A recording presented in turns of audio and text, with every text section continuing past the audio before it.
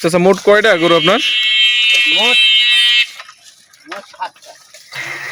বাচ্চা ওইটা ওই লালটা লালটা এইটা ছেলে, ওই যে একটা ছেলে।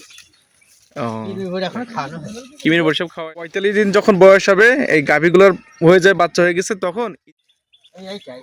এইটার কষ্ট ছিল নাড়ি ভুড়ি বেড়ে। আসসালামু আলাইকুম। প্রান্তিক খামারের গোয়ালঘরের পেজ ও ইউটিউব চ্যানেল থেকে আমি শাহিন আলম আবার আপনাদের সাথে নতুন একটি ভিডিও নিয়ে হাজির হলাম।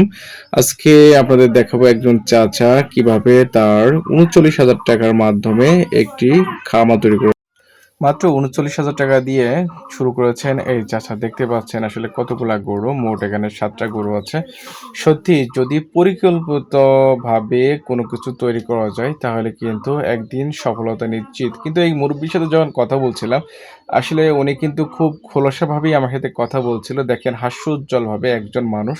আসলে উনার কথা শুনে এবং উনার সাথে কথা বলে আসলে বুঝতে পারলাম যে উনি অনেকটা সরল মনের মানুষ হলেও কিন্তু উনার বুদ্ধিটা অনেক ভালো। দেখেন মাত্র ৩৯,০০০ টাকা দিয়ে একজন মানুষ কিভাবে এতগুলা গরু তৈরি করতে পারে। সঠিক পরিকল্পনা, সঠিক নির্দেশনা, সঠিক ম্যানেজমেন্ট দিয়েই কিন্তু তিনি তার এই পরিকল্পনাটা বাস্তবায়ন করেছেন এবং এখান থেকেই কিন্তু তার একটা বাৎসরিক একটা আয়ের উৎস তৈরি করেছেন। এখান থেকে যে গরু দেখছেন এখান থেকে গরু কিন্তু আরো বিক্রয় তিনি করেছেন। তার মানে বিক্রয় শেষেও কিন্তু তার এখনো 7টা গরু আছে। এই গরুগুলা আবারও যখন প্রেগন্যান্সি হবে বা ডাকে আসবে প্রত্যেকটা গরুই কিন্তু একই সাথে আসবে। যে পেছনে যে লাল গরুটা দেখতে পাচ্ছেন লাল গরুটাও কিন্তু আপনার ডাকে আসবে অল্প কয়েকদিনের মধ্যেই কিন্তু হিটে আসবে।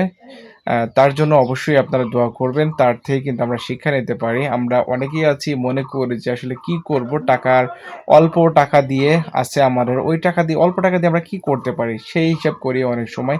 আসলে অল্প টাকাটা বড় কথা নয়, সেই টাকা দিয়েই যদি আপনি একটা গরু দিয়ে গাভী গরু বা বকনা গরু দিয়ে শুরু করেন তাহলে কিন্তু এই চাচার মতো করে একটা সময় ভালো কিছু করতে পারবেন এবং ভালো কিছু দেখাতে পারবেন এবং সমাজের বুকে উদাহরণ হতে পারবেন। চলুন বেকার বসে না থেকে ফার্মিং শুরু করি এবং এই চাচার মতো করে গরু লালন পালন করি এবং এখান থেকে বাৎসরিক একটা ভালো মুনাফা আয় করি এবং সারা বছর এখান থেকে বসে বসে খাই।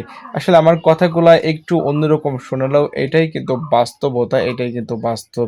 আমরা ইচ্ছা করলেই কিন্তু অনেক কিছুই করতে পারি। শুধু দরকার আমাদের ইচ্ছা শক্তি। আসুন আপনার আমার ইচ্ছা শক্তিকে কাজে লাগিয়ে আমরা শুরু করে দিই এরকম গাভীর ফার্ম।